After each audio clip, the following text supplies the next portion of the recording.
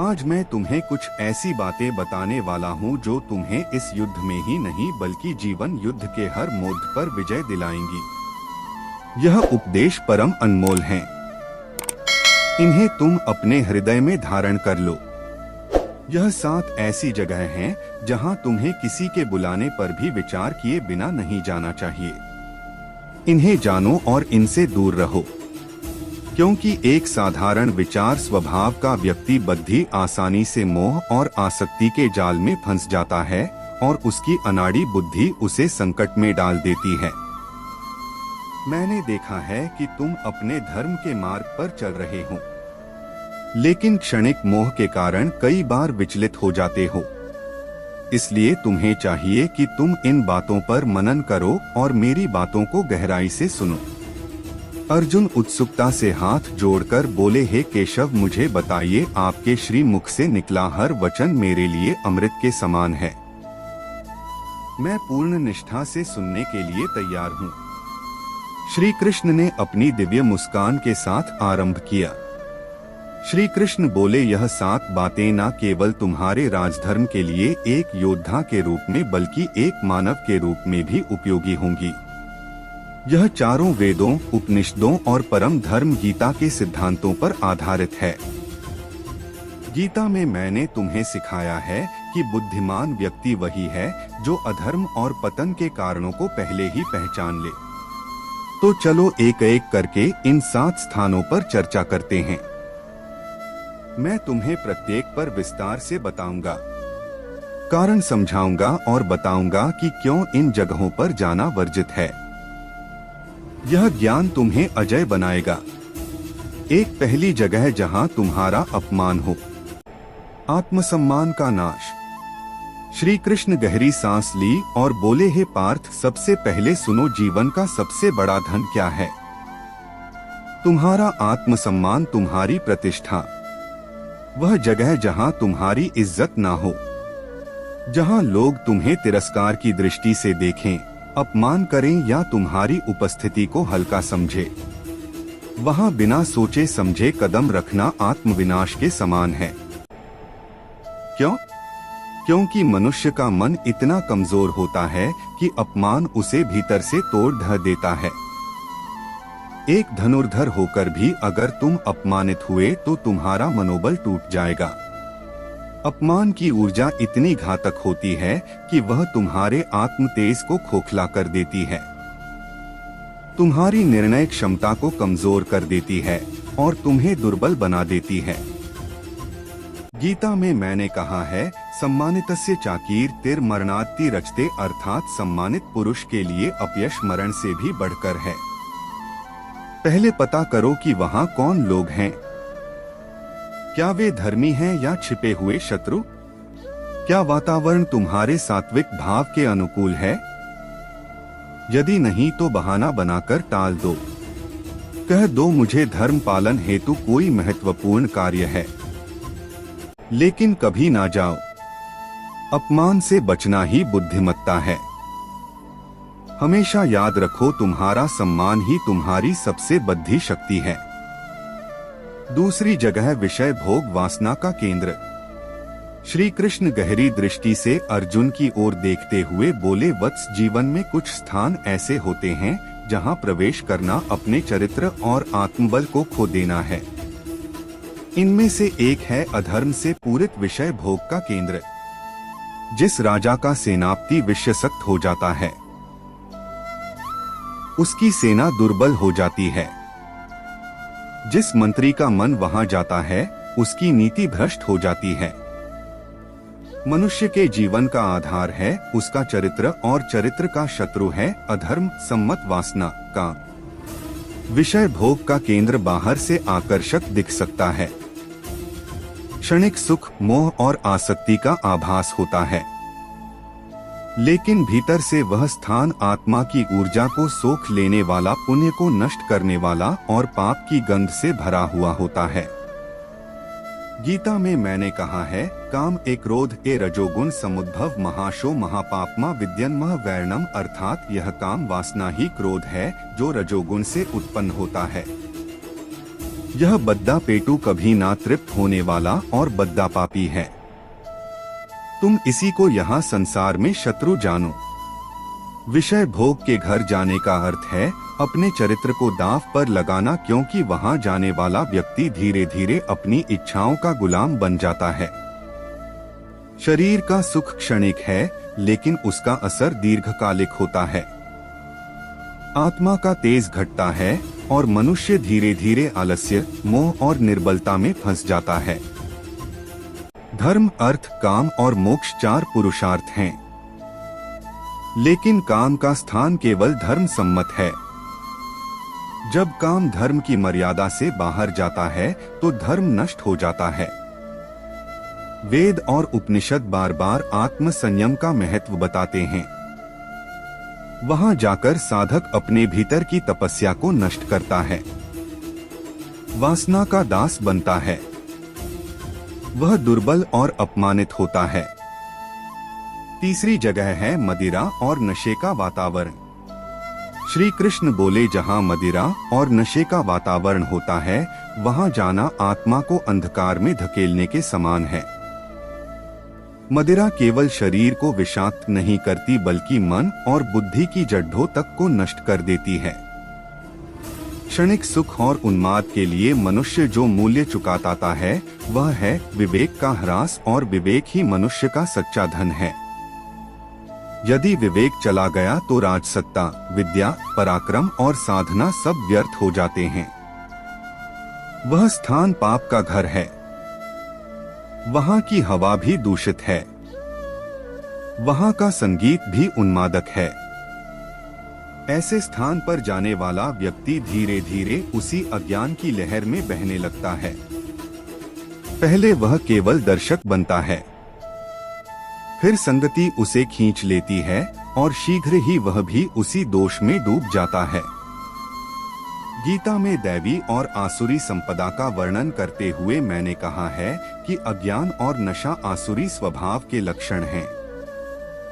प्रवृत्ति च निवृत्ति च जना न विदुरासुरा न शौचम नापि चाचारो न सत्यम तेषु विद्यते, अर्थात आसुरी स्वभाव वाले मनुष्य ना तो प्रवृत्ति करने योग्य और ना निवृत्ति ना करने योग्य को जानते हैं। उनमें ना तो बाहर भीतर की पवित्रता है, ना अच्छा आचरण और ना ही सत्य।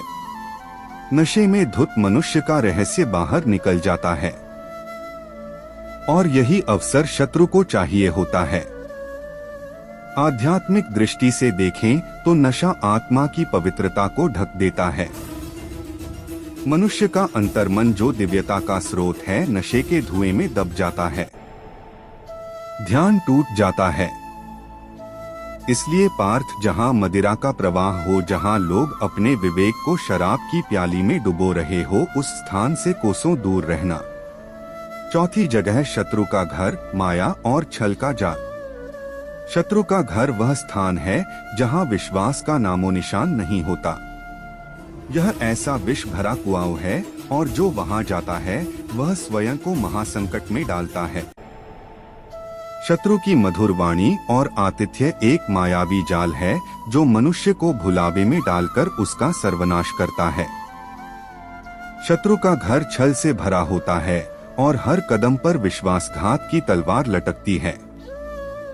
जो व्यक्ति शत्रु के घर में प्रवेश करता है वह अपनी बुद्धि और विवेक को दांव पर लगाता है।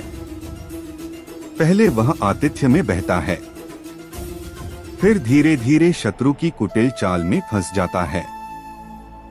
गीता में मैंने असुरों के स्वभाव का वर्णन करते हुए कहा है, दंभ दर्प अहंकारम कामम क्रोधम च संश्रिता मामात्म परदेशु प्रद्वशंतो भूय का, अर्थात वे दंभ, घमंड और अहंकार को तथा काम, क्रोध और आसक्ति को आश्रय करके दूसरों में और मेरे परमात्मा में द्वेष करते हैं। शत्रु इसी दंभ और छल का प्रयोग करके तुम्हें फंसाएगा। वहाँ की हवा में छल, वहाँ का भोजन विष और वहाँ की बातें मायाजाल हैं। एक क्षण की असावधानी तुम्हें तुम्हारे धर्म पथ से वंचित कर सकती है। आध्यात्मिक दृष्टि से शत्रु का घर मन के भीतर के बैर को बढ़ाता है। वहाँ का वातावरण आत्मा को अशांति और द्वेष देता है। पार्थ, शत्रु के घर से पांचवी जगह जहां धर्म विरुद्ध कार्य हो, क्रूरता और पाप का स्थान। जहां धर्म विरुद्ध और क्रूर कार्य होते हैं वह स्थान पाप का गराज है। जैसे गौ हत्या, अहिंसा का उल्लंघन, अबला पर अत्याचार या धर्म ग्रंथों का अपमान, ऐसा स्थान अंधकार और क्रूरता का केंद्र होता है, जहां मानवता का तेज क्षीण हो जाता है। गीता में मैंने अहिंसा को दैवी संपदा के गुणों में सबसे ऊपर रखा है। हिंसा सत्यम क्रोधस त्याग शांति पुनम दया भूतेष्वलो लुप्तम मार्धवम री रचापलम, अर्थात अहिंसा, सत्य, क्रोध न करना, त्याग, शांति, निंदा न करना, प्राणियों पर दया, लोभहीनता, कोमलता, लज्जा और चंचलता का अभाव। जो व्यक्ति ऐसे स्थान पर जाता है वह धीरे धीरे क्रूरता और संवेदनहीनता की ओर खींचता है। पहले वह केवल दर्शक बनता है, फिर उसका मन हिंसा को स्वीकारने लगता है और अंत में वह भी उस पाप का हिस्सा बन जाता है। राजधर्म के अनुसार राजा का कर्तव्य है कि वह ऐसी जगह को शुद्ध करे, ना कि वहां कदम रखें। आध्यात्मिक दृष्टि से ऐसा स्थान आत्मा को दूषित करता है। वहां का वातावरण ध्यान को भंग करता है और मनुष्य का अंतर्मन पाप के भार से दब जाता है। अर्जुन, उस स्थान से कोसों दूर रहो जहां अधर्म की चित्कार गूंजती हो। वहां की एक सांस भी आत्मा को भस्म कर सकती है। छठी जगह चरित्रहीन और लोभी का घर। चरित्रहीन और लोभी का घर वह स्थान है जहां नैतिकता और सत्य का कोई मूल्य नहीं। यह ऐसा दलदल है जिसमें फंसने वाला व्यक्ति अपनी आत्मा और सम्मान को खो देता है। चरित्रहीनता और लोभ मनुष्य को पशु से भी नीचे ले जाते हैं, क्योंकि यहाँ ना तो विवेक होता है ना ही धर्म। लोभ का घर विष का भंडार है और चरित्रहीन का घर पाप का गृह है। ऐसे स्थान पर जाने वाला व्यक्ति पहले लोभ के जाल में फंसता है, फिर चरित्रहीनता की संगति उसे नीचे खींच लेती है। वहां की बातें मधुर लगती हैं, परंतु वे मन को भ्रष्ट करती हैं। गीता में मैंने 3 प्रकार के नरक के द्वार बताए हैं। त्रिविध नरकस्दम द्वारम नाशन मात्मन काम क्रोधस तथा लोभस्त तत्रयम त्यजेत, अर्थात काम, अधर्म, सम्मत, वासना, क्रोध तथा लोभ। यह 3 प्रकार के नरक के द्वार आत्मा का नाश करने वाले हैं। अतः इन तीनों को त्याग देना चाहिए। लोभ और चरित्रहीनता मन को भटकाती है, ध्यान को तोड़ डालती है और व्यक्ति को सत्य के मार्ग से दूर ले जाती है। पार्थ, चरित्रहीन और लोभी के घर से सदा दूर रहो। वहां की एक सैर भी तुम्हें पाप के गर्त में धकेल सकती है। 7वीं जगह अहंकारी का घर, ज्ञान का विरोधी। अहंकारी का घर वह स्थान है जहां विवेक और विनम्रता का लोप हो चुका है। यह ऐसा मरुस्थल है जहां ना तो प्रेम की छाव है ना ही सत्य का जग। अहंकार मनुष्य को अंधा बनाता है और उसका घर पतन का केंद्र होता है। अहंकारी का घर वह अग्निकुंड है जो स्वयं को और दूसरों को जलाता है। वहां की हवा में घमंड की गंध होती है और वहां की बातें केवल स्वयं की प्रशंसा से भरी होती हैं। गीता में मैंने अज्ञान से उत्पन्न अहंकार की निंदा की है। अहंकारम बलम दर्पम कामम क्रोधम च संश्रिता, अर्थात वे अहंकार, बल, घमंड, काम, वासना और क्रोध का सहारा लेकर अहंकार आत्मा का सबसे बड़ा शत्रु है। अहंकारी के घर का वातावरण मन को सत्य और ईश्वर से दूर ले जाता है। वहां ध्यान टूटता है और आत्मा का तेज मलिन हो जाता है। जो व्यक्ति वहां जाता है वह अपने भीतर का सत्य और शांति खो देता है। अर्जुन, अहंकारी के घर से सदा दूर रहो। वहां की एक सैर भी तुम्हें घमंड के अंधे कुएं में धकेल सकती है। श्री कृष्ण अर्जुन के कंधे पर हाथ रखते हुए कहा, हे पार्थ, यह 7 वर्जित स्थान है। इन सब से दूर रहना ही आत्मरक्षा है और धर्म रक्षा है। सदा याद रखो, तुम्हारा जीवन एक दिव्य यात्रा है। बुद्धि और संयम से काम लो। तुम धर्म के पथ पर चलो और सत्य तुम्हारा सारथी बनेगा। क्या तुम्हारे मन में कोई और जिज्ञासा है? अर्जुन प्रसन्नता और कृतज्ञता के साथ बोले, हे केशव, आपके इन उपदेशों ने मेरे मन का अंधकार मिटा दिया है। अब मैं सत्य और धर्म के मार्ग पर दृढ़ हूँ।